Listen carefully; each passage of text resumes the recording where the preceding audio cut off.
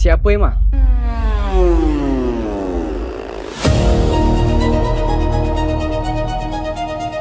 Nasi yang kau nak aku suapkan ke? Abang. Ini kau nak makan nasi apa? Nanti cakap je aku buatkan. Relax lah. Kan Abah dah wasiatkan rumah ni. Oi, Emma. Kau lupa? Abah wasiatkan rumah ni akan jadi milik kita orang nanti.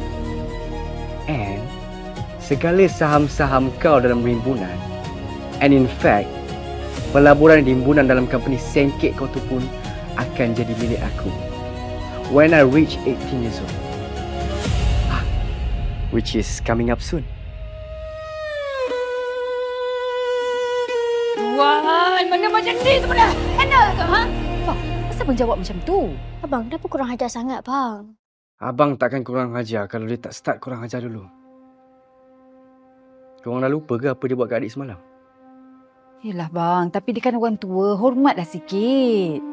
Habis tu, tarik tudung macam tu, kira hormat sangat lah. Bang, abang ni pun sama tau, keras kepala macam Cik Emma tu. Ma, ni depan rezeki ni, Ma. Belakang rezeki.